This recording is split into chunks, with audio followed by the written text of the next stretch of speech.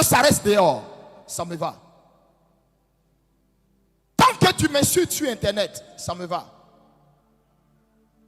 Tant que tu restes dehors là et que tu m'insultes, ça me va. Mais du moment où tu rentres dans ce temple, du moment où tu mets les pieds à la cité de Dieu, du moment où le mal que tu me veux ne s'arrête pas seulement au verbe, à la parole, mais tu viens physiquement poser l'acte, alors il y a lieu que je me défende. Vous pouvez m'insulter dehors, ça me va. Insultez mon épouse, elle ne vous répondra jamais. D'ailleurs, elle est beaucoup plus sage que moi. Insultez ma mère, elle ne vous répondra pas. Insultez mes enfants. Mais il y a un prophète dans ce pays qui finira pas comme Kakou Sévérin, où ça sera à sa mort que vous allez reconnaître que Dieu vous a suscité un prophète. C'est de mon vivant que vous allez reconnaître que Dieu vous a suscité un prophète.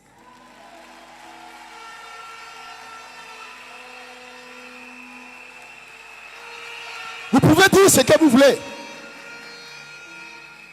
Tu peux raconter ce que tu as envie de raconter.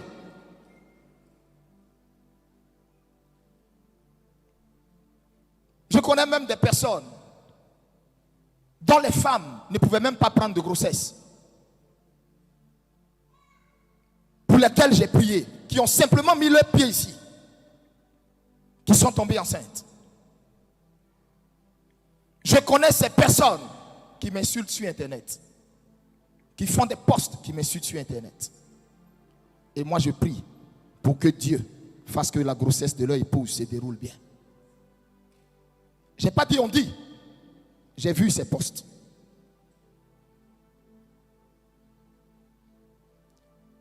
Je vis l'ingratitude tous les jours. Je n'attends rien de vous. Mais rien de vous. Et tous les jours quand je forme mon épouse, je lui dis, peut-être qu'un jour, je partirai bien avant ou peut-être qu'on partira ensemble. Dieu sait. Mais écoute-moi, entends-moi très bien. Ne mets ta foi sur personne. Toute la foule que tu vas voir, ils peuvent dire du mal de toi. Ils peuvent te trahir. Tel ils m'injurent, tel ils pensent des choses secrètement de moi, ils feront pire avec toi.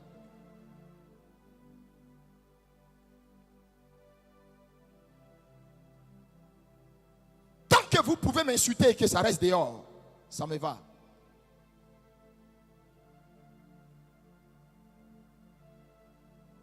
Mais quand vous venez dans la cité de Dieu, et moi je viens ce matin, et je laisse les témoignages passer, et vous prenez le micro, vous chantez. Vous prenez le micro, vous témoignez.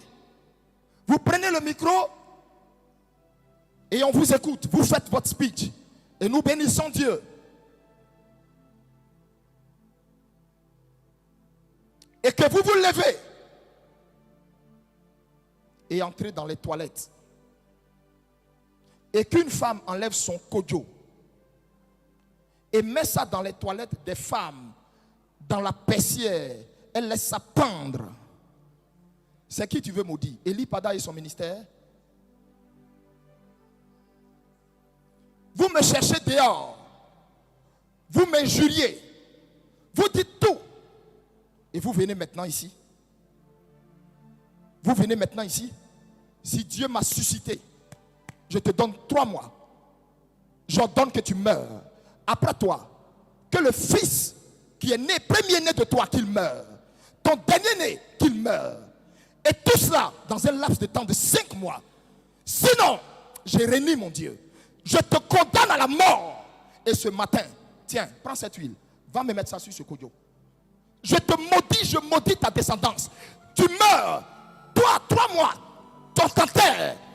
Et pendant que toi on t'enterre, je ne donne pas 2 mois à ton premier-né. Qu'on l'enterre.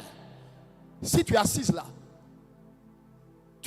là, à moins que moi, j'aime mélanger mon feu, À moins que tout ce que vous racontez sur moi soit vrai.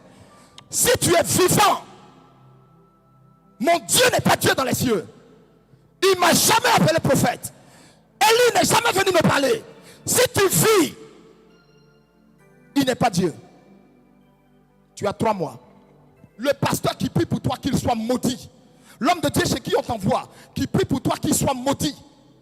Et je préviens, avant que tu meurs, tu vas souffrir d'espèces incurables. Tu vas souffrir des pestes incurables. Et cette épaisse va se cancériser. Ça va devenir un cancer d'utérus, mais rare, dans ton sexe de femme. Tu vas traîner ce mal. Tu vas traîner ce mal. Tes nuits seront des agonies atroces. Je le déclare, je l'ordonne au nom de Jésus-Christ. S'il m'a oué, si un Dieu fort marche avec moi, tu viens de te condamner à la mort. Et toi et tous ceux qui vont rentrer dans ce ministère et qui vont venir pratiquer ici la sorcellerie, mourrez tous un à un.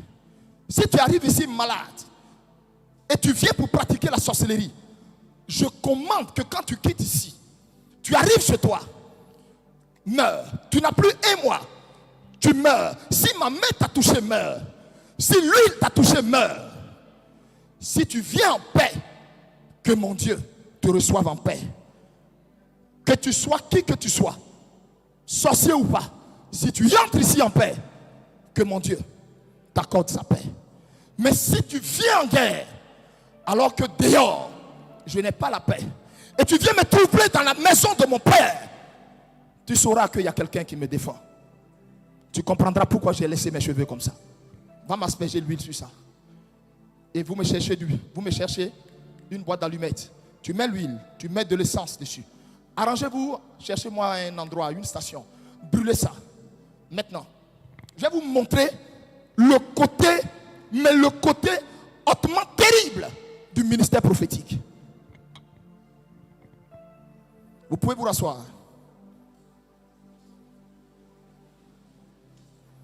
Vous allez chercher Eli Pada dehors. Vous allez vous lever, dire toutes sortes de choses dehors. Et vous allez venir me trouver dans la maison de mon Père. Le seul lieu où je peux être assis. Et il va me remonter, me réconforter de toute une semaine stressante, fatigante. Tu vas te lever, enlever ton kodio en bas de toi et venir le pendre dans les toilettes. Tu sauras le nom du Dieu qui marche avec moi.